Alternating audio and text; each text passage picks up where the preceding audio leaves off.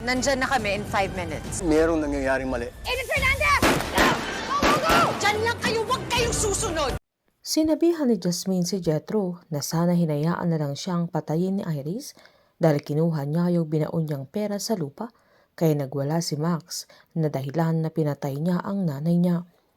Inamin naman ni Jethro na siya ang kumuha sa pera pero pinaliwanag niyang hindi niya alam na mangyayari ang bagay na yun na pagkalipas ng ilang taon ay wanted pa rin si Jasmine na ngayon ay may patong na siya sa ulo.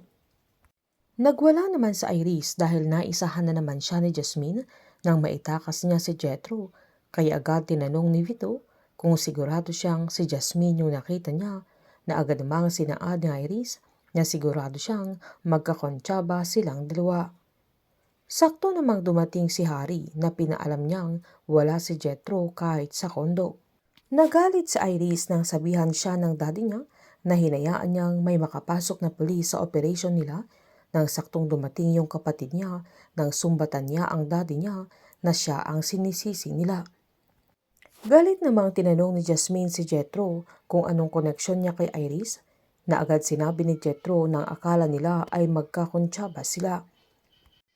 Hindi naman nagpaawat sa Iris sa pagsumbat sa daddy niya na tinalukuran niya ito kahit kinakausap pa rin siya na agad hinawakan ng kapatid niya yung braso niya at sinita niyang huwag niyang kakausapin ang daddy nila sa ganung paraan pero galit na pinagsabihan ni Iris na huwag siyang makikialam.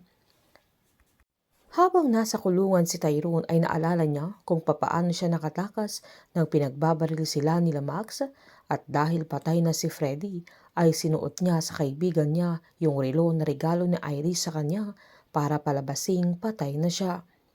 Sinabihan siya ng kasama niya sa kulungan na bumalik na lang ito ng Pinas pero iniisip ni Tyrone kung anong magiging buhay niya kapag umuwi siya ng Pilipinas.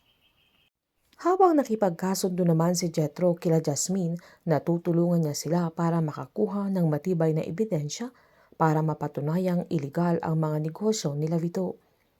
Galit na galit naman si Vito kay Chief Rod dahil hindi niya makontrol si Sandro at hindi pa niya alam kung ano ang mga nangyayari sa Pierre na pinagalitan niya ito at pinagsabihan niya ng masama, sabay binunot niya yung baril ni Harry at pinatay niya si Rod na hinagis niya kay Lance yung baril na ginamit niya, kaya nakadama ng takot si Lance sa mga sandaling yan, lalo't iniwan siyang mag-isa sa tabi ng katawan ni Rod na duguan. Habang takot naman si Dilly nang malaman niya kay Irish na may kasama si Jasmine sa Pierre na ibig sabihin ay meron na rin siyang private army, na agad namang sinabi ni Irish na nag-declare si Jasmine ng war, na agad sinabihan ni Lily na kung ano ang alam ni Tyrone ay malamang alam na nilang lahat at pwede nilang i-expose yung negosyo nila, na agad sinabi ni Irish na kung kaya niyang gawin ay sana ginawa na niya kung talagang may alam siya tungkol sa negosyo nila, na agad namang pinaalalahanan ni Lily na kailangan nilang mag-ingat na baka mas mabuting itigil muna nila yung operasyon nila, na agad namang nanindigan sa Irish na hindi nila gagawin ang bagay na yun. Sakto namang tumawag si Jethro na kinagulat nila na humingi pa ang binata ng sorry dahil pinahirapan pa niya sa Irish, na agad niyang sinabi na iso-surrender na niya si Jasmine sa kanya.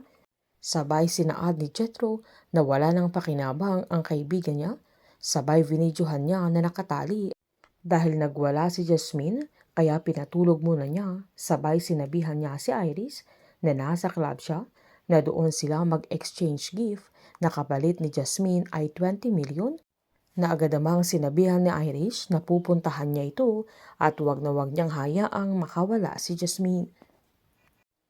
Binili ni Sandro at Jasmine si Jethro na wag niyang titigilang kausapin si Iris hanggat hindi siya nagsasabi tungkol sa negosyo nila at ire-record nila ang usapan nila, na pinasigurado nilang protektahan nila si Jethro mula sa kanila.